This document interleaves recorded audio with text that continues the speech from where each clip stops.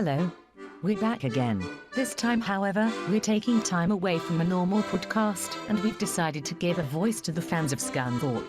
Peter Swan, this is an open invitation. You know where we are, and we welcome your response. We'll make time for you. Name your time and place. They say if you stare at the word Scunthorpe long enough, you'll see a hidden word. You'll also find the same word in the boardroom. It's the lower league look. It's the lower league look. It's the lower league look. It's the lower league look.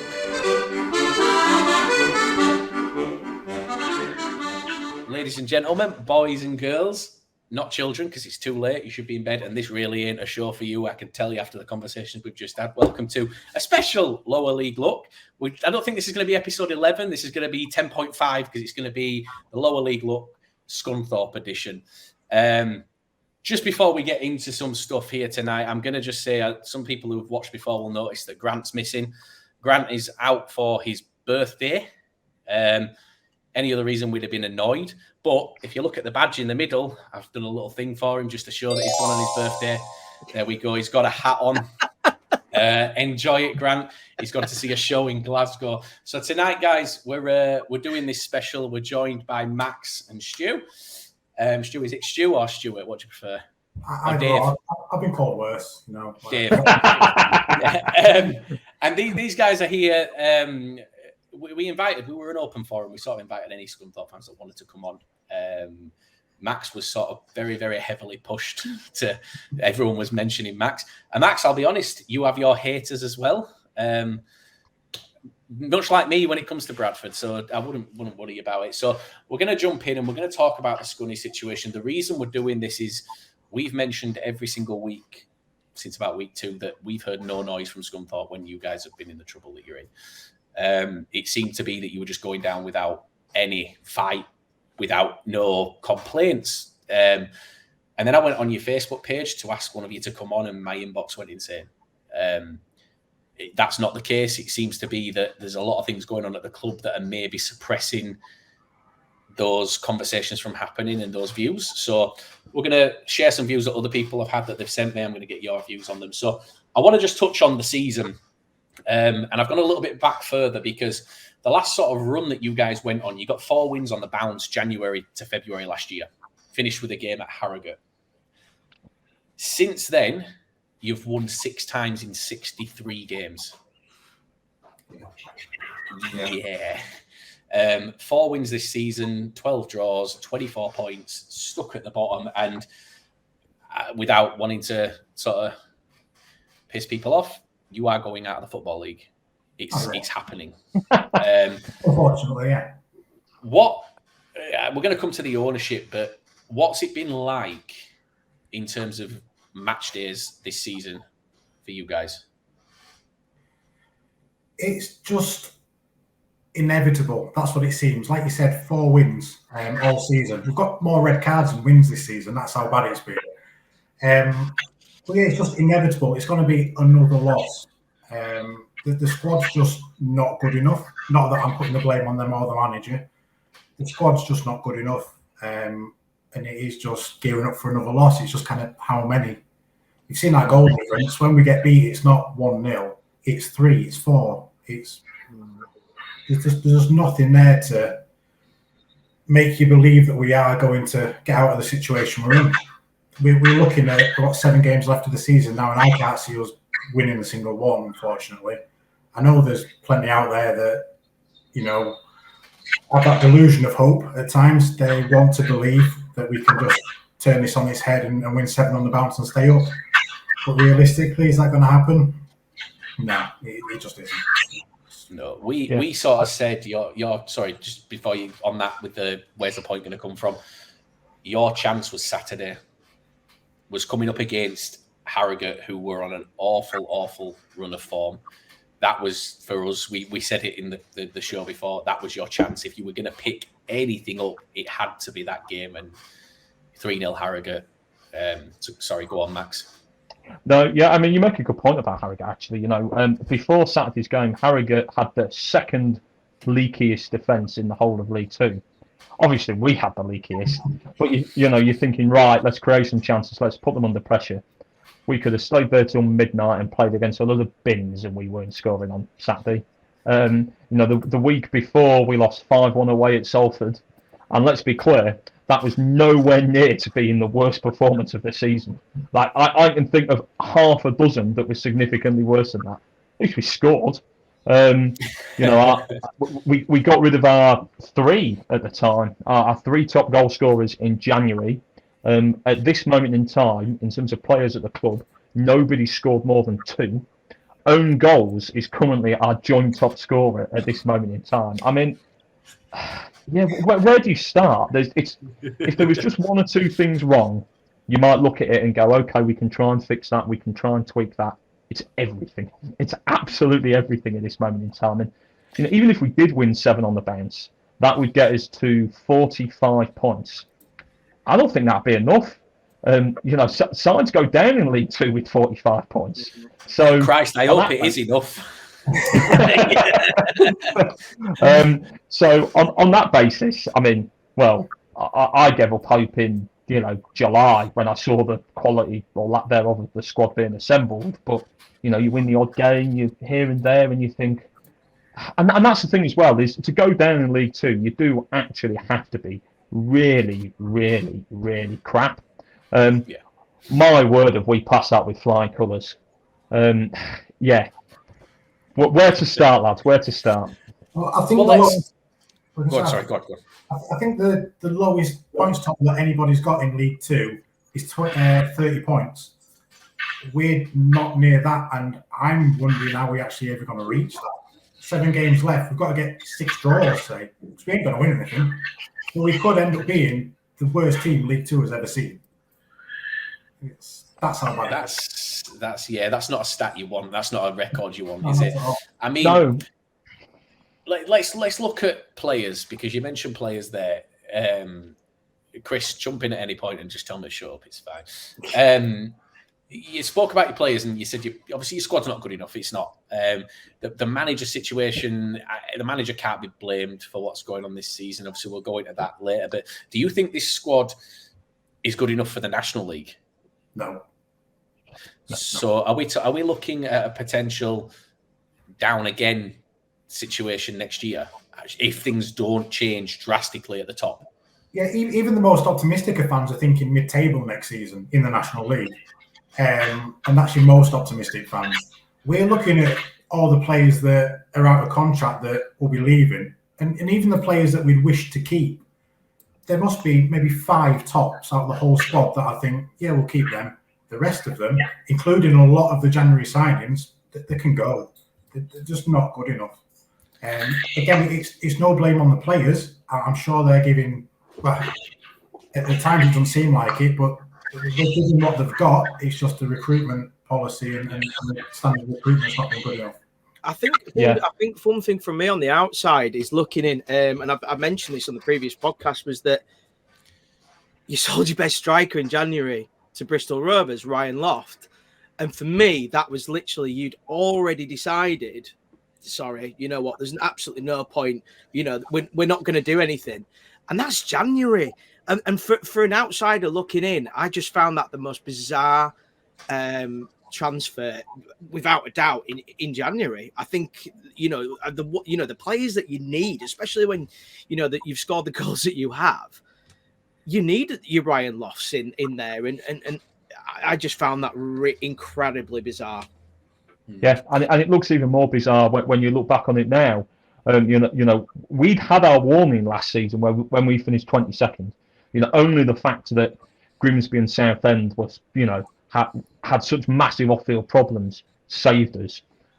Lost goals kept us up last season. They were the difference between us finishing third bottom and second bottom. So then when you get to January this season, you think, right, we're going to sell him the Bristol Rovers for the grand total of 60 grand. It was about how much we got for him. You're then under massive pressure to go out and scratch about and improve your side with 3 or 4 key players. We also let midfielder, and very versatile actually, he's probably been our best midfielder this season, Miles Hippolyte. He went to Stockport. Yeah, he's been playing every week for them. He scored at the weekend. Stockport are now about 9 million points clear at the top of the conference. and I dread to think how many they beat us by 4, 5, like comfortably. So yeah, it was. You look at that recruitment, and well, let's address the elephant in the room here, which is that the chief scout is the chairman's son. And they announced that with a big press release on the club's website, and they expected the reaction to be amazing. Lo and behold, so what's his background? What's his background? The owner's son. I believe he's in his mid-20s. Fabulous start. Had previously worked for like a kind of football agent, a lifestyle management sort of agency in Manchester. Had been around the club on the basis that his dad owned it, and that's it. So I imagine he also played Football Manager quite a lot as well. So there's hope for us all. There's hope for us all. Yeah, there is. Clearly, we made a mistake by not having rich and famous dads, and unfortunately, again, you put yourself under more pressure in that situation. So right now, we have to deliver the goods because people are going to look at this and they're going to make judgments. And particularly in a town like Scunthorpe, where very few people have got dads and family members who are millionaires and well connected and can put them into jobs in the football industry just like that. It's gone down like a lead balloon, and fittingly, we are getting relegated like a lead balloon. Well, speaking of rich dads, I think my dad's really rich because he went to the shop 30 years ago and he's not come back. So I can't think what his bill's going to be when he gets to checkout. He's gone on a right shopping spree. But no, like a serious point, players. Stuart, we spoke yesterday about players that have left you, and Chris, we've got a few. Just look at Chris's background because Chris is, not that they're feeling bad enough as it is with the season. Chris has not only put a Bradford player up, he's put a picture up of that Bradford player who's a local lad for Scunthorpe wearing a Scunthorpe shirt. Levi Sutton he plays for us. Another one, Abo Isa, used to play for yourselves. Now we don't really have too much of an opinion because he's been injured. But another one, and I didn't know this, Stuart, you brought up was Songo. Of course, Songo played for yourselves, and and this is where we're going to transition into the boardroom, the owners, or the owner. He let Sutton go because he believed he could get better for cheaper. Or that's what the conversation seems to be. Now, if there is better than Levi Sutton out there for less than what he is being paid even now, please send him our way because that is a player, especially when he's a local lad. Like, he plays well for us, plays really well for us. I can't even begin to think how well he would play if he was from Bradford, with that little bit of an extra incentive when all his family's watching and it's his friends and it's his local area. Who are some others that have gone? I mean, I know when I look at players that you've had in the past, Beckford, Sharp, Hooper, Keogh, those four there are sort of massive in terms of the history of these leagues. Like, they were at the time, there was a time where you guys had players that we would have all taken off you in a breath. And dreamed about having as well, Chip. Yeah. Well, we mentioned the other day, we spoke about how we wanted an old head in, and Hooper's available, but he's probably a bit past it now. But we'll see. But those players I wouldn't say count because they left quite a while ago. But in terms of other players, Sutton, Isa, Songo, those sorts of players, who else have you lost that you feel shouldn't have gone? And obviously the ones that went in January. Who would you say was a mistake to let go? And who have you brought in to replace them? Well, that's the replacement thing is something that really irks me, because even if you go back 3-4 years ago, we had the likes of Murray Wallace, Dwayne Holmes and Connor Townsend. Now, they all went for about £2.5 million total for the three of them. That money's not been invested back into new players. That money just seems to have fallen into the abyss, into a black hole. There's been no investment in quality players. What we've tried to do is bring in people, even before the embargo, on free transfers, on the cheap, on loan deals. And again, it's Will Swan and his Football Manager, isn't it? It falls back to that. the whole recruitment system that we had in place before Peter Swan took over the club under Steve Wharton, where we bought young players such as your Billy Sharps, your Martin Pattersons, your Andy Keoghs, your Gary Hoopers, and sold them a year, 2 years later for profit. That's what made the club sustainable. And that whole system's been scrapped. That whole system is just gone. And that, it's what the club was built on. That was the business plan, if you like, that kept us sustainable and kept us afloat and kept us competitive. It's gone. It's just completely gone. Yeah. You always were. Go on, sorry. Go on. So no, I was just about to echo what Stu said, really, in terms of, we've got the lowest budget in League Two this season, and it shows. Realistically, as a club, especially at this level, to be successful, you've got to have one of two things. You've either got to have money, which corrects mistakes. You look at Salford, Forest Green. In the end, they're going to get promoted because they're just going to throw enough cash at it that it'll solve the problem. Or if you don't have big money, what you've got to have is expertise. And there was a point 4 to 5 years ago when we were competitive in League One where you're thinking, okay, that there is investment here, and that's making up for the lack of expertise behind the scenes.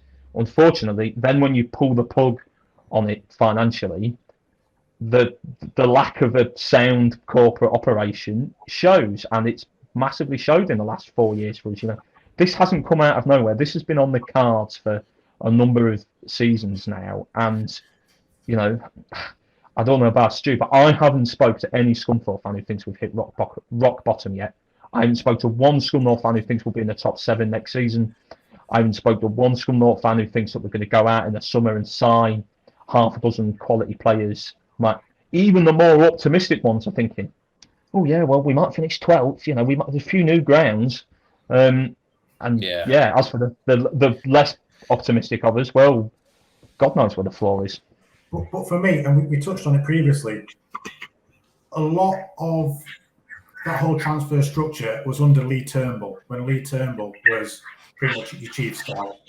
Now, Lee Turnbull left and Will Swan came in, and that's where, for me, it falls apart. Like Max said, there was a press release, and in that release it said that Will Swan, and this is a quote, will complement the path the football club are now on. What path's that? Directly downwards? There's not been a clear path from the second Swan took over, really. And in the same statement, it spoke about Will Swan working with the under-23 squad and bringing those players through into the first team. What did Swan do? Scrap the under-23 squad. We don't have one. So it's just bizarre. Just absolutely bizarre. I think, for myself, looking on the outside, guys, I am incredibly worried about you next season. I'm incredibly worried about your future. I think that you might end up being a York City, or even worse, and I hate to say it, like a Macclesfield, a Bury, a Boston, one of those teams. I really think you're going to struggle next season. And I think I've seen some great Scunthorpe teams. I've seen some Scunthorpe teams that actually put the fear through me when you've come to Valley Parade, or you've. I used to hate playing them. Oh, I hate it. I hate. I mean, don't get me wrong. I loved going to Glanford Park. I've had some great away days at Glanford Park, but I just do not. I don't know as much as you guys do, but I just do not see a light at the end of the tunnel, and I'm really concerned about you all. And it's fucking horrible to see. Sorry, I swear. I would completely agree with that. We're not sorry. I would completely agree with that, even with the use of the F word. I was looking at the National League North table the other day just to see, who's coming up, who might we be playing next season, and I was looking at it, and there are some big clubs in that division. Stockport were in there only a couple of seasons ago. There's Chester, there's York, there's Darlington, there's Hereford, there's Boston, there's Kidderminster. There's more than half a dozen clubs with lots and lots of League Two experience. Me and Stu will have seen Scunthorpe play many, many, many times. You look in the National League. It looks like Stockport are going to get promoted. It's taken them a dozen years to get back out, and obviously they dropped back down again first. Wrexham, I mean, they've literally got Hollywood money at this moment in time, and they might not still get promoted. It's taken them more than a decade. It took Grimsby 6 years to come back the first time. It took Lincoln 6 years to come back the first time. It took Oxford, Cambridge. It took relatively well-run clubs years Luton. and years and years to get out of that graveyard. And if somebody offered me 19th in the National League next season, I would rip their arms off. I think that what Chris just touched on there is about the possibility of doing the likes of a Bury, a Macclesfield. Is an example to use is Halifax, purely because Halifax have bounced back, and I think we said the other day we feel that one of the clubs that goes down out of this league is going to go bust in the summer. We do feel that. We feel not necessarily bust, but we think the owner's going to pull out. Something's going to happen that's going to cause the club to be put into a difficult situation where they maybe do have to reform.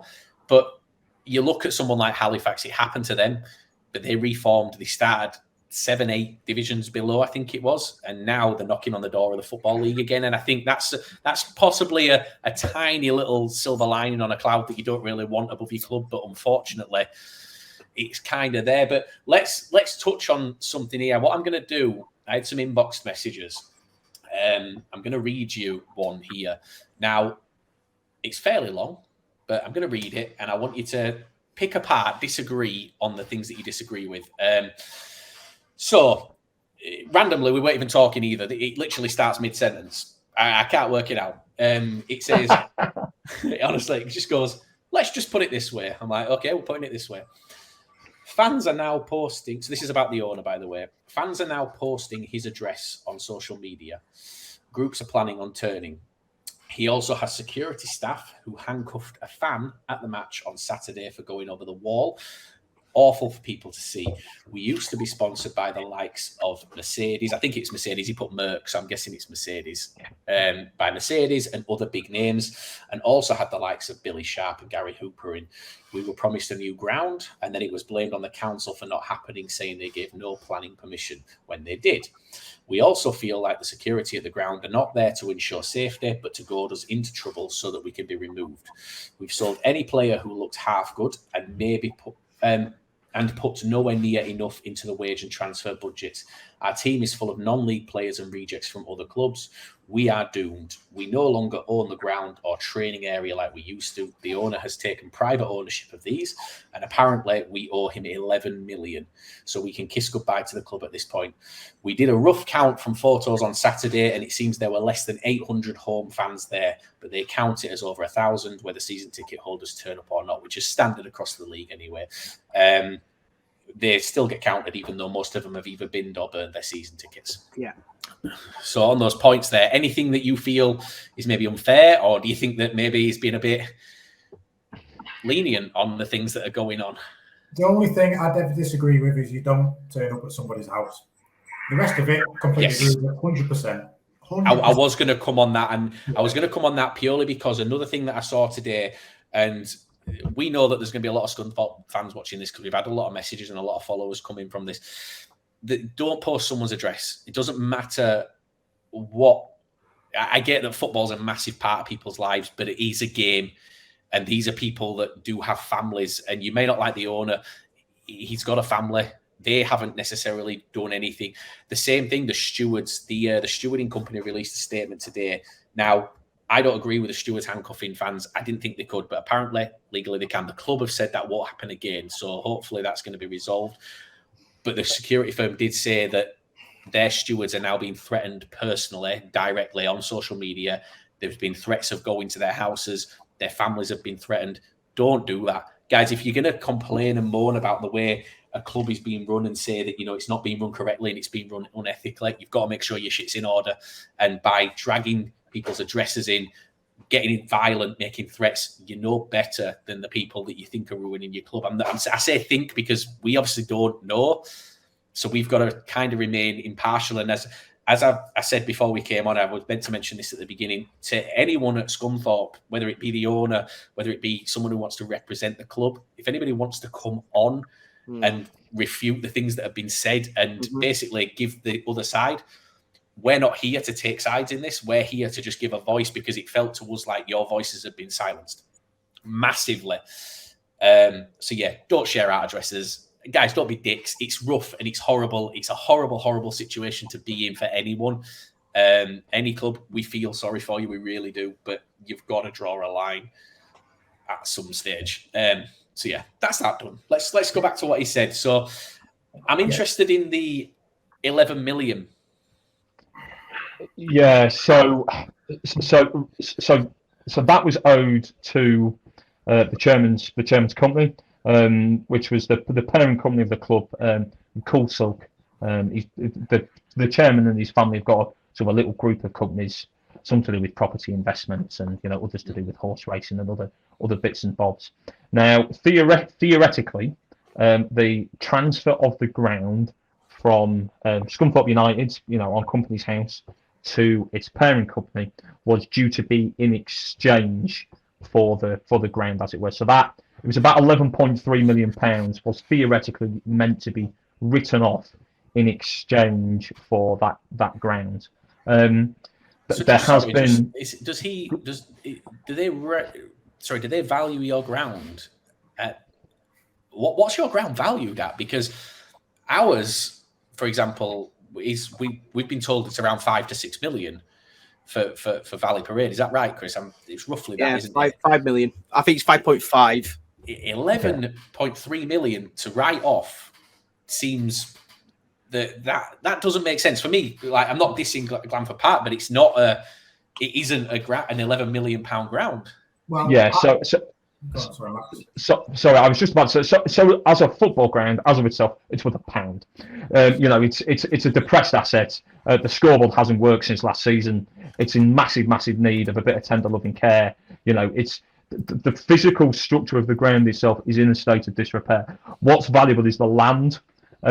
So it's because it's on the edge of Scunthorpe rather than in the middle of it. It's surrounded by the retail parks to the north and northwest, the motorway to the west, and housing to the south. So the club have currently got planning permission to build apartments at the east, sort of the back end of the east-facing car park, which the chairman's groups of companies have been involved with, and looking to do deals with developers. If you sold it tomorrow in little chunks to Tesco or to a big supermarket or to a big housing developer, it would potentially be more valuable than you would think for just a piece of land in Scunthorpe. Whether or not it's worth exactly £11.3 million, I mean, is tough to say. But that was the deal presented to supporters. The club have been slow on acting on that. There still hasn't been a spade in the ground, and to be honest, some supporters are still drinking the farewell to Glanford Park ale that was sold by the club, and there was never a spade put in the ground. So I'm a little bit sceptical as to whether or not anything will actually ever happen on that front for various reasons. But it's worrying. We think about the clubs that we discussed earlier. If clubs don't own their grounds, it presents a massive issue for them in the medium term financially, because you've got no insurance. It's the one tangible asset that you could go to the bank tomorrow with and say, we've got a tax bill to pay. We need to pay the bills. Let's get funding against the ground. If you don't have that, and up until this was done last year, Scunthorpe had owned the ground for 100 years. This is an insecure situation that, as a supporter base, we've never been in. There've been years and years where the club was debt free, where, exactly like Stu said earlier, where player sales, kept it going and kept us, sustainable and punching above our weight on the pitch. It's scary. It is. It's genuinely scary. I couldn't say with any confidence where we'll be in 5 years' time, and I don't think many supporters could either. I mean, he's literally taken the roof over our heads. That's exactly what he's done in this case. And like you were saying with the development area, planning permission has been granted for, I think, 160 apartments on that land. Is that confirmed? Is that a definite public knowledge? Yes. So they've got public planning permission, but it runs out in the summer, because you get it for about 3 years. Admittedly, COVID happened, but if you're going to be doing it, you need to be doing it sharpish. So what's his? I mean, I'm looking him up here, so I've got some information upon him here, and it doesn't look like he personally has a big wealth, like a large amount of wealth himself. Does his money come from his partner? Is that where a lot of his money's come from? Because looking at this, his wife was the co-owner of Wilkinson's, the shop, so and sold the 50% back in 2014. Is that where the money comes from? Because I'm trying to find this. Someone said online yesterday on Facebook in one of the comments that he's got a worth of over £400 million in terms of the family thing. Is that legit? Is that? Well, in 2013, when he took over, Forbes had him at £340 million, him and his family. Since then, his wife has sold her shares in Wilco's. He's bought more racehorses. He's won, obviously, more cups with these racehorses, prize money, things like that going into it. Obviously, a lot of his wealth is from music venues and obviously even the horse racing. That couldn't happen during COVID, so I'm sure he's actually taken a hit. But he's still got a hell of a lot of money. And if we're talking the over £400 million, that would put him, I think, the third wealthiest owner in League Two behind Peter Lim and the Salford group, the class of 92, and the Emirati owner of Bristol Rovers. So if that's the case, how are we in this position? Well, when you look at his so a website that I use, which pulls up net worths and things, it's only got his personal net worth listed at the minute of about 5 million. Which that doesn't make sense because I'm reading here about the Forbes thing, and 340 million, his family fortune. So he's personally not worth it, but the family, the group is. Do you think there's something going on in behind the scenes there that's limiting his money? This is just usual business sense, is what a lot of businesses do. If you look on like Companies House and stuff like that, is that a lot of the times like the directors or owners of companies will put their spouses in there. So I don't know if it's a tax thing or whatever it is. So he might say he's only got 5 million, but actually he obviously hasn't. And that's protocol. That's what people do. I'm not saying for what reason they do that, but that if you look at majority of companies, again, on Companies House, you'll find that their spouses are directors. And I think that is something to do with that. Possibly. I would agree with that, and I think, but it comes back to a lot of the previous issues, and this is a problem with Scunthorpe generally, is that there's a lack of transparency, and you can spend, as we may well do tonight, you can spend an hour discussing something, and you come out with more questions than answers, and that's the fear. It's exactly like I said a minute ago. I'm not sure what the medium-term future of the club is right now, and that's clearly the case with the financial position. I think Stu's right. I think their external businesses have taken a hit with COVID. But as an owner of a football club, people get involved with football clubs for different reasons. But no matter what that reason might be, and I genuinely wouldn't wish to speculate, they can't be enjoying this. The Saturday home game, there was really prolonged chance for we want Swan out. It was the same away at Salford the week before. It's the atmosphere around the place is just awful, and I think as well that's the thing, is that we've never been a particularly militant fan base. I would say it's not exactly Millwall at Scunthorpe. I can remember when Grimsby, our big local rivals, when they first went down to the National League the first time round, when it was confirmed for them on the last game of the season away at Burton. And there was basically a riot in the away end that day, and I can remember sitting back and laughing and going, "Oh, that would never happen to us, kids. If you're listening, it can always happen to you." From bitter experience, and the fact that we're protesting, I've never seen this in any Scunthorpe games. Full stop. Following them home and away for more than 20 years, I've never seen anything close to the atmosphere around the place this season, and it's completely self-inflicted.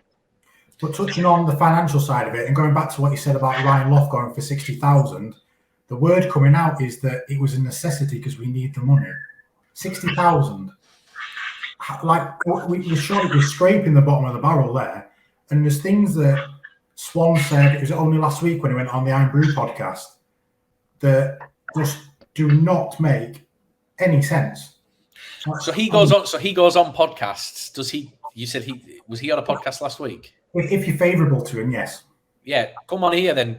Peter Swan, come on here. We're not going to be dicks with you, but we have a lot of questions. And I think everyone does. And I think the whole of this league, and this is why we did it, we wanted to highlight these problems because outside of Scunthorpe, no one has heard any of this until we've asked. I'm going to read you another statement. I say statement, another message. It's not a statement. It kind of goes on the similar lines. This one goes into a bit more depth. Now, I've got one more after this, and the last one I'm going to end the podcast with it later on because it's just one line, and for me it sums it all up, and it's horrific. So this message here says, "We are perplexed too. The decline is all about the chairman. It seems a continual decline due to letting all our good players go, and each season signing players with less and less quality and experience. The chairman seems to have lost real interest as we've little experience and quality compared to most clubs in League Two. We lack older players with experience, and at this level, it shows each game. We've run around 5 or 6 in our last 60 games, which we know is 6 in 63, which is shocking, and we failed to sign an I'm guessing he's put M/F. I think he means midfield/forward player who can break up play and control for 3 seasons now. Likewise, not signing a striker who can actually score goals and letting go of Van Veen. Yep. Kevin Van Veen. Van Veen, McAtee, Wotton, Madden, Isa over the last 3 seasons and not replaced by anyone near the same quality. We are where we are because the recruitment has got worse, and also for some reason, players don't seem to want to play for us. And if you see how well they do after leaving, we have to ask what is happening in the background, as players did want to come here because we were an ambitious club continually at the top end of League One and in the Championship, and of course now we're a laughing stock. The EFL on Quest have very little to say about us and ignore us. I'm going to come to that in a second because I have a question for you about that. A club that has past produced some really top-level players and had players here whose careers went on to bigger things. Most recently, Tony, Townsend at West Brom, Holmes, and in the past, Beckford, Sharp, Hooper, Keogh, Lansbury, Johnston, Duffy at Brighton, Mark Duffy, Cox, Keegan, Clements, Richard Hall, Matt Elliott, Graham Alexander, Jack Cork, Martin Patterson, Neil Poynton. I could go on and on. Jesus. So it's sad to see. It's a mad list, isn't it? Dream team. That is a dream team. Those players there on their day, wow. regardless of whether they covered the positions, that's a promotion-winning side. That's not in terms of players you've gone. Championship. And I have to say, there's more players I can think of who they haven't included on that list. Like that is not an exhaustive list by any stretch of the imagination. And then he goes on, he says, I could go on and on. So it's sad to see that the club, like many others, falling out of the EFL and the way the chairman is taking us, there's a lot of doubt if we'll ever get back. We need a buyer who cares, who has ambition, and who isn't gung-ho like this one seems to be. Who thought he could manage the club himself? We were given huge expectations by a new stadium, championship football, and an exciting future, but it's all gone the other way as it's happened to some other clubs. We now just hope it won't get worse and we'll end up like Bury or others. EFL on Quest, and not just EFL on Quest, Sky Sports News, Soccer Saturday, 5 Live, any of those. No one is talking about Scunthorpe. Do you think, based on what's going on, and we know this because the amount of people that have said it, there's kind of anyone who seems to speak out seems to get a letter in the post, and that letter in the post is a threat of legal action should they continue. And I will say this to now, if he watches this, message me. I'll send you my address. Send me a letter. I'm not asked about that because as far as I'm concerned, we're not saying anything that's not factual here. What I will say is that you can't silence people. You haven't bought into a business where people just let you get on with it. Unfortunately, it's a football club. People want answers. People need answers because without these fans, you don't have a club. Here. Yeah. It's also intrinsic to the community. You've not bought a supermarket. If I think of what's happened to Scunthorpe on a big macro level over the last 30-40 years, the Steelworks is 10% of the size that it used to be. rise of loneliness, aging population. You know, when you're from a small little town, you know, you're not from Manchester, you're not from London. What are the 2 or 3 or 4 things that you've got in common?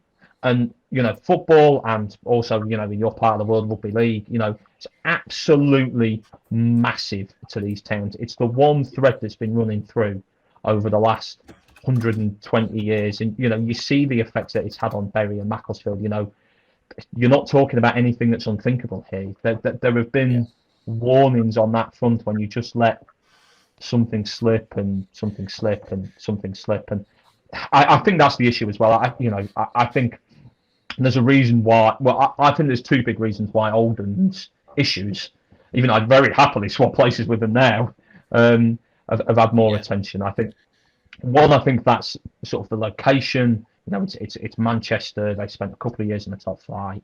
They're theoretically, you know, a bigger club with bigger history than us. But also, when it's come to the protesting issues and the ground and the ownership and the different things they've had going on, they've been really, really militant. You know, and I think that the one moment this season when there has been sort of, if you like, big media attention was when we were at home to Forest Green, who were actually away to this Saturday. And that was when a group of supporters got an industrial strength padlock and they locked the gates. So you couldn't get in, as it were. I thought, you know, protest defines people generally. Personally, I thought it was quite clever. It wasn't abusive, it wasn't loud, it wasn't aggressive. There was a fire exit in case an ambulance needed to get in or out. And actually, lo and behold, that was when, you know, the BBC and others and the Athletic turned around and went, oh, maybe things are not quite right in Scunthorpe if they're quite literally locking the club gates. Why didn't they stick with that attention, do you feel? Why? Because they obviously reported on that. Why do you feel that anyone who's tried to report on it has sort of made a little comment, made a little article, posted something, and then gone, and now I'm done? Like, we like I mentioned these letters, and I mentioned these. I kind of guess they're like cease and desist things. I think that's what they are. Stop talking about me.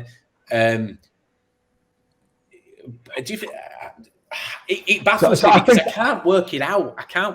And I'd love to see one of these letters and just read it, because you talk about freedom of speech in this country, and it does exist. It used to be part of common law. Freedom of speech used to be part of common law, and I think in 1998 it became a human right. So, you know, we're saying things that are factual. I'm not calling him whatever word. You know, people, I've seen him call some horrific things. I'm not going to do that because it's not going to achieve anything. One thing I'll say, if we're going to deliver any sort of message to Scunthorpe, because I think that's key here, not just talking about it. We've got to feel that someone at that club is going to watch this or is going to listen to this. Someone's going to see it or get wind of it. If there is a bigger problem than they're letting on, there is absolutely no shame in going, we need some help. But until you do that, no one's going to stand up and go, let's get things back on track, because at the minute, all you're doing is walking out and headbutting fans clean in the face every time they have an opinion. Ironically, the only person within the club that seemed to be listening to the fans left.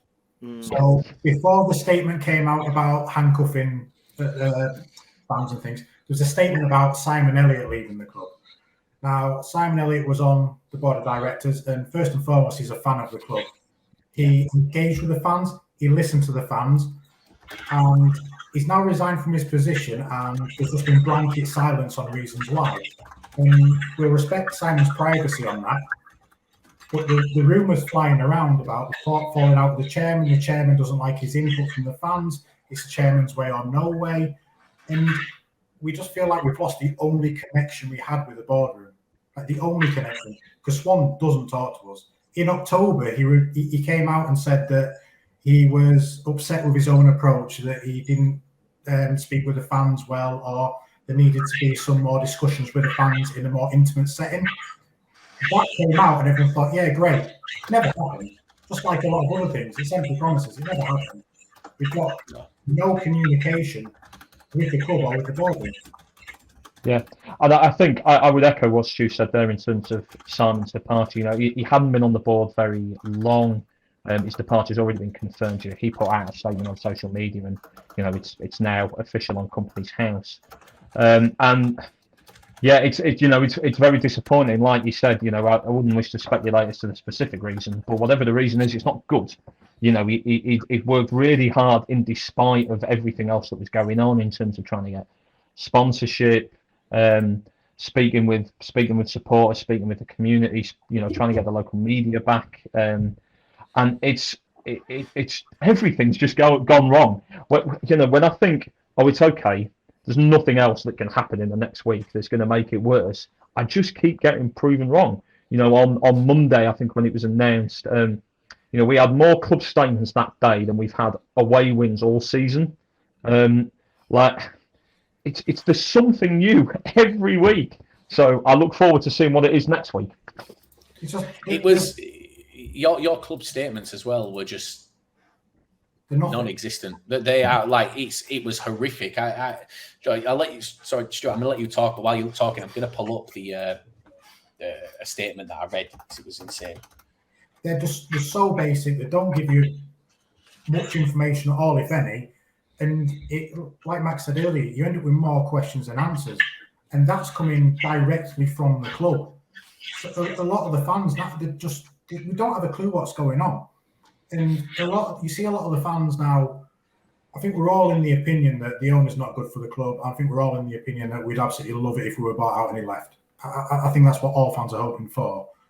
But at the moment, there's so many infighting between the fans about a lot of other topics, whether to boycott games, whether to protest, whether to all go and support.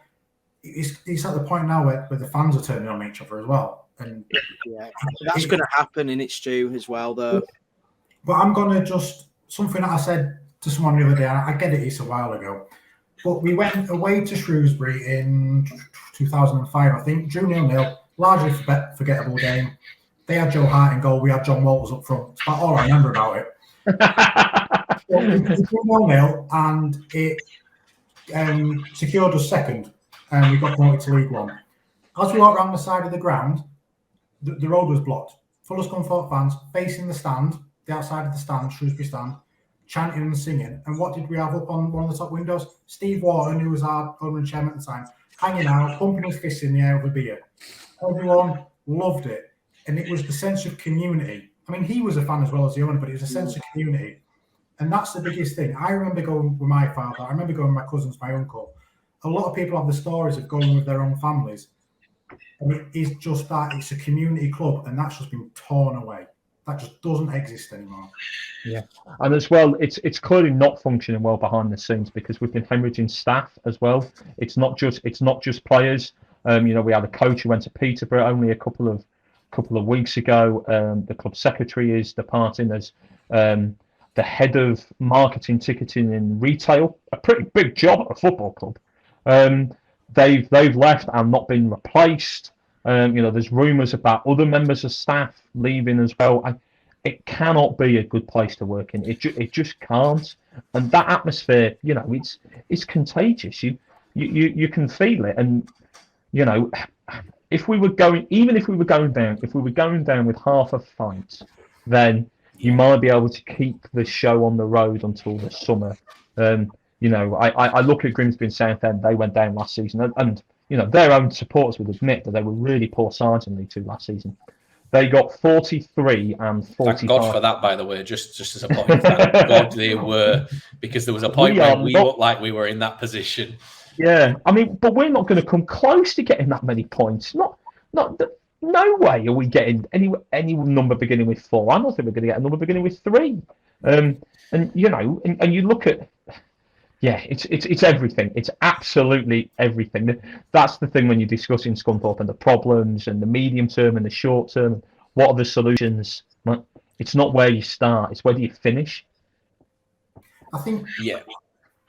For me, the start and the finish, and this is drastic, and it's probably very straight to the point. The start and the finish is chairman's got to go, owner's got to go. I mean, he's so disillusional with a lot of things as well.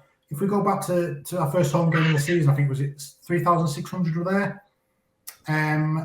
Against Harrogate, I think 2,200 around that area. There's about 1,400 fans staying away. Now he's blaming it on fear of COVID and things such as that. It's not. The fan base is so torn between going and supporting the club and putting money into the club and basically staying away. Like, I mean, I've chosen to stay away. I watch and I follow. I stay away. I don't want Peter Swan at the club. I don't. And that's so just, you mentioned the COVID thing to me, and I think, again, we're trying not to make the podcast about anything but Scunthorpe. An example of fans proving that football fans aren't afraid of COVID is Bradford in this league. We're doing 14,000 fans a week. So at the minute, we're doing 15 to 16,000 fans a week at home. Fans aren't scared of going to games anymore. So a couple of things, and I'm going to sort of lead us down to this thing here. Just on the before we do the statements issued by the club, there were two issues. One of them was about Simon Elliott leaving. I actually reached out to Simon. He hasn't got back to me. I reached out to him yesterday, which I appreciate. He's probably, I think when you leave that sort of job, he's probably been silenced as much as possible for a long while. And, you know, fair play to him for sticking by that. That's fine. They're just very short, but the one I want to focus on is the one about the handcuffs. And it literally states, a statement from fan-elected director Neil Wright on behalf of the board of directors. The board is aware of events at the Harrogate game and have expressed their disagreement to the use of handcuffs by a safety steward. Whilst this use is legal, it is not something that the fans have seen before or will do again. The club is taking this matter seriously and will continue to investigate. First things first, it shouldn't be a fan-elected director. That should be coming from the top. That should be Peter Swan saying this is not happening. Secondly, it should be an apology, because not only has this person been handcuffed, and the thing is, they weren't handcuffs, are they? They're like the cable tie ones, from what I can tell. A lot of people around have witnessed that, and I don't think this person that was handcuffed was that old. I'm pretty sure they weren't an adult, from what I've been told. Whether or not that's true, it might be just hearsay. There needs to be an apology issued, and I think that for me, I'd be looking at my club and saying, you need a new security firm, because the security firm have come out and said they will continue to do that if they need to. Can I jump in a little bit just before you chaps talk there? I think that obviously with everything that's going on at the club at the moment, what is the way to wind up a fan base than handcuffing and people seeing that? I mean, honestly, you are just going to cause an absolute uproar. And there is a potential, I'm sorry, but this is true, a potential riot there by having that. And why are we not seeing this week in, week out anywhere else? And I just want to say that before you guys speak. And I just think that's my personal opinion. Yeah. You brought up, sorry, just before you do, Max, you brought up Millwall. You don't see that at Millwall. You don't see that at Leeds. And I'm not dissing Leeds because I'm a Bradford fan, but Leeds have been known to have fans that cause a lot of trouble. You don't see that. Do you know why? Because there are police there. That is their job. I think, Chris, you've hit the nail on there. It's mad. Yeah, I think you're right. But it's not just the fact that they handcuffed the one fan in question who was over the wall. It's the fact that there was photographic evidence of ordinary stewards, if you like, patrolling up and down the terrace behind the goal, wearing the handcuffs very visibly so that everybody could see it as a, basically, depending on your point of view, as either a deterrent or an intimidatory factor. There have been massive issues with the security generally. I've been speaking to supporters very regularly who stand at the terrace, the ones who are still going, the ones who, despite everything, have desperately been trying to create any kind of positive atmosphere at home and away games, just for ourselves, if nothing else. And there have been stewards provoking supporters, the kind of people who want to be nightclub bouncers but haven't got the charisma. Like, unfortunately, that's what people face. And there does come a point, and I like Neil, the fan director who has only been on the board a week, and he cares and he tries, and I respect Neil. But there's going to come a point when both him and others and the club as a whole have to grasp the bull by the horns, because if you're hemorrhaging supporters, and that's exactly what we've been doing longer than this season, attendance is at record lows. What's the last message you want to send out to people? You think you're a threat, you're not welcome. We don't care about your 20 quid to get in. And unfortunately, that's the message we're sending. And I will be really, really interested to see what the security and the stewarding is like next week, a week on Saturday when we're at home to Mansfield. Mansfield have sold out.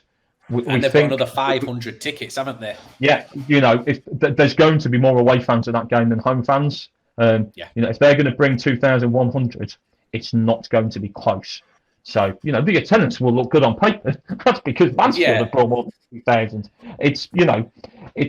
It's indicative of everything. It's like we've been saying. It's not just on the pitch. It's not just the boardroom. It's not even the catering's rubbish. It's everything. It's absolutely everything. And unfortunately, there's a lot of hard work to do. And even if the chairman sold tomorrow, whoever came in and whoever replaced them would have the work cut out, potentially for years, to fix the on-field issues. This is buckle up, Scunthorpe fans, because this is not getting any better anytime soon. It's going to get worse before it gets better.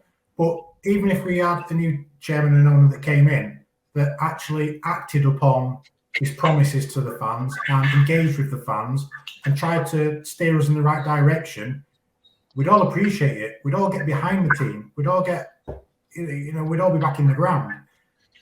It's just, yeah. And I think Stu hit the nail on the head with what he said earlier as well in terms of COVID. Again, I look at Grimsby obviously because it's just up the road from us. Their chairman, who Peter Swan has been compared to by a number of people, John Fenty, or their ex-chairman John Fenty, who finally sold up in the summer after years and years of talking about it. Even though Grimsby went down, their crowns doubled overnight in the National League, and they're still nearly double what they are now. And they're not ripping up the National League by any stretch of the imagination. But even just being on the fringes of the playoffs is better than winning, 4 in 53. And I think that's what our record is. It's just, it's very disappointing. And in the end, if you keep promising people the moon on a stick, they will expect you to deliver. Even in in his most recent comments last week, Peter Swan said, "I'm not focusing on next season. I'm focusing on us winning all 8 of our last games to stay up." I mean, you've got to admire that. You've got to admire if he genuinely believes that. You've got to admire it, I suppose. If he genuinely believes that, Peter, I've got magic beans to sell. Drop me an email. And I don't think Peter Swan's going to be in your inbox anytime. I'm not going to lie. Even before Christmas, his exact quote was, "Scunthorpe are not going down. I will not allow it." Well, we're going to be going down mathematically with 4 games to spare at this rate. We're going to be the first side that's up or down in, the top 5 or 6 divisions in English football, and it's putting us out of our misery basically, because that's what it is right now. It's a misery. And it goes back to, again, if he's making those comments, which he's entitled to do, I'm not going to say anything about that. But then you sell Ryan Loft around about, was it the 1st or 2nd of January? I mean, it was right at the beginning of the window, wasn't it? It was. Yeah. And then, the replacements were suboptimal, and they took 4 weeks, or nearly 4 weeks. Right? Is it any wonder we're not scoring?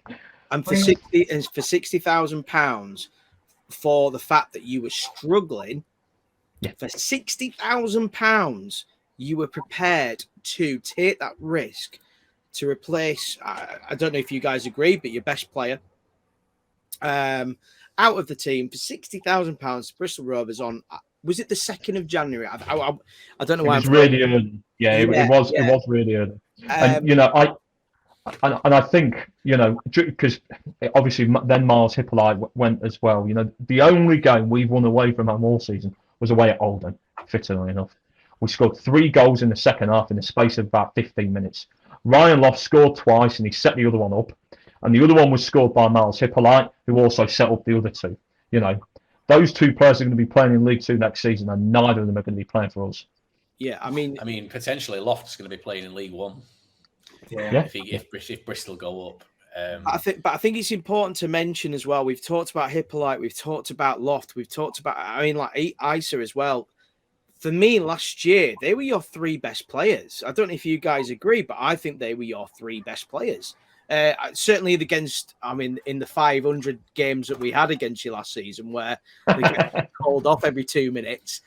Those it was the snow, wasn't it? Wasn't it the snow about 15 minutes in? Yeah, we got called off, and we travelled all that way. Yeah, Hippolyte was incredible against us. Ice was incredible against us. Love was great against us.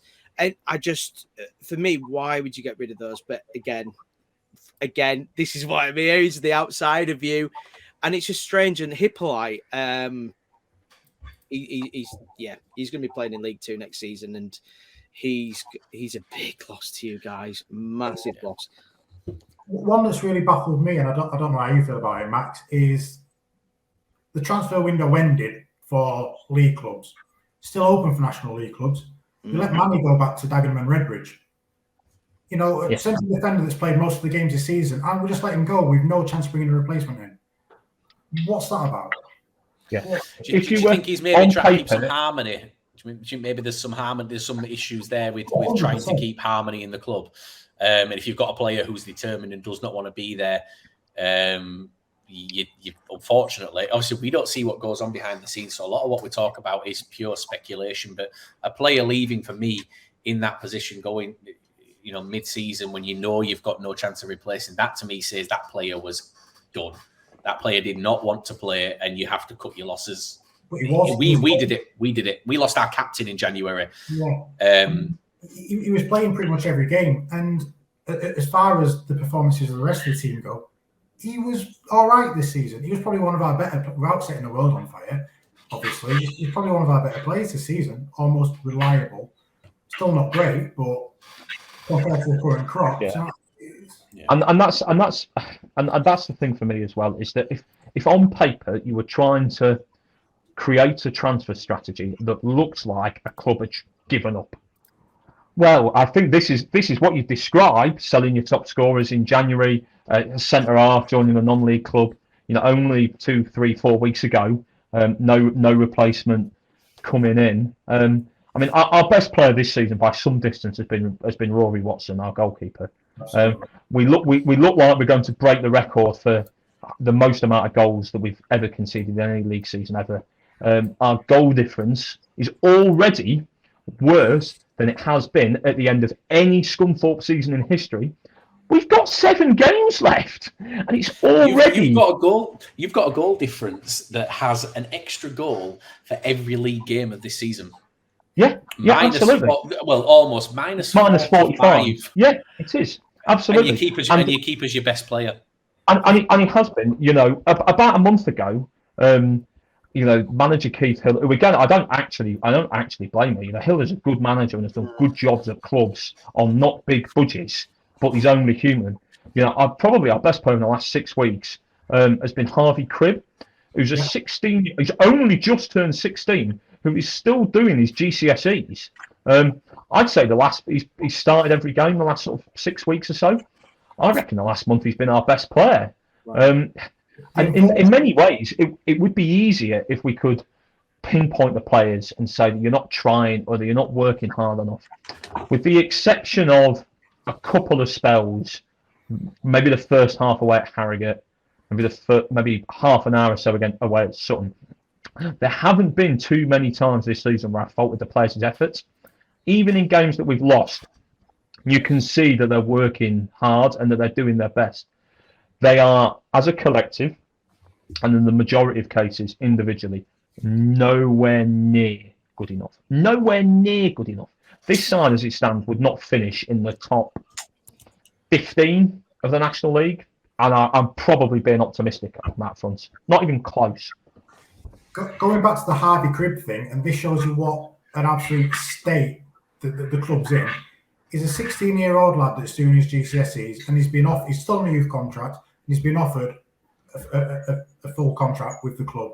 He's stalling on that contract. He's stalling. 16 years old, stalling on the contract because he can probably go somewhere better. That's the state of the club at the moment. But that's the thing, is that I haven't spoken to any supporters who blame him for that fact. And it comes back to a bit what we were saying earlier in terms of players wanting to leave the club. I think that is a factor. However, you have to ask yourself, why do the players want to leave the club? Is it because we can't buy a win? We can't buy a goal? Is it because over the last 4 years, so we finished 23rd in League One, 20th in League Two in the COVID shortened season, 22nd in League Two, and now it looks like 24th in League Two? Is it because the last 4 years it's been non-stop pain? Is it because the atmosphere with the club and, the ownership issues and staff behind the scenes leaving? Is it because that's just soul destroying? I think it might have something to do with that long list of factors. And you have to want and try to create an atmosphere where players want to come. And if you can't create that, or you're a barrier to that, well, you need to be honest, and you need to get out of the way and improve things one way or the other. I think both of you, Max and Stu, I think that also, I'm going to play a devil's advocate here, is that obviously if he's 16 years old, he probably has. Listen, it's happening, in other clubs. It doesn't matter how well they've been run. It doesn't matter how badly that they've been run. Like you've said, you mentioned that there is potential that maybe another club have come in for him. To be fair, that's his right, and it might obviously I get that, because obviously the situations at the moment with Scunthorpe, I wouldn't read too much into that. That could be that he's been promised the world elsewhere, regardless of the situation at Scunthorpe. And I think that is also something that needs to be pointed out as well, really. But then again, you don't know. Yeah, it could have been happening anyway, couldn't it? Yeah, but guys, I'm gonna. Go on, sorry. I think it feels like deja vu a bit, because it was only a couple of seasons. Joey Dawson went to Celtic, become timed down onto a full-time contract, and he eventually went off to Celtic. And it was only when other clubs became interested we actually tried to. And it's the same with Cribb. We're only now trying to tie him down once there's interest from elsewhere. What are we playing at? Yeah. And I think what we're going to do, guys, because we have gone on, and what I do think is we're going to put this out. We're going to let people listen. There's going to be some, I don't want to say backlash, but there's going to be some responses. So it may be worth potentially doing a part 2 at some stage, because there's a lot of people wanting to speak. So what I'm going to say is I'm going to read this last quote that I've got, and genuinely this for me was someone inboxed there, and I said, just sum it up for me. Just sum up Scunthorpe for me at the minute. And he just sent back 4 words. He just put, horrible, lost our club. That's all he said. And I think that sums up the feeling at the minute. And I want anyone at Scunthorpe, whether it's Peter Swan, whether it's any of the other directors, that's the general feeling now. The one silver lining for you guys, if Grimsby don't go up, you've got a local derby next season. So let's try and focus on a positive. You've got that game next season. But guys, I am going to wrap. We're going to get this put out sort of as soon as we can, because people have had 3 messages while we've been doing this asking when it's coming out. So we're going to move quickly. Has anyone got anything else they want to add that they feel that we've not touched on? Yeah. Of course you have, Chris. Of course. Every week, guys. Something, because I didn't get the chance. Please, Scunthorpe fans, do not think that my background is that's his Twitter handle, by the way. No, at Dizzy Up the Guy. Genuinely, listen, Levi is my favourite player, and I try to do, because usually I have a Bradford background. I don't want people thinking that I'm trying to, take the mic, and obviously, you've listened to the interview, the podcast, and you've heard what we've said.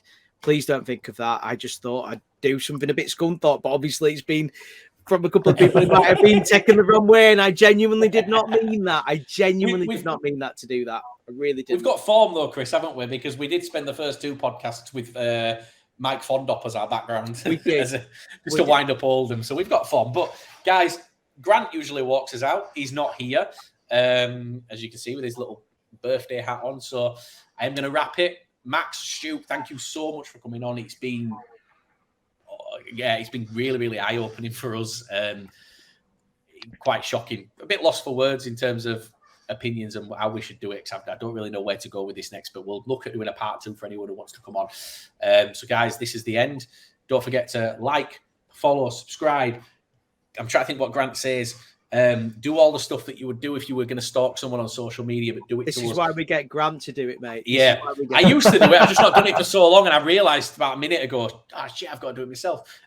Like us on Spotify. Give us 5 stars on Spotify. Comment whatever you want. That's Grant's line. You can call us whatever you like in the comments, but give us 5 stars. Guys, this has been the Lower League Look. The Lower League Look.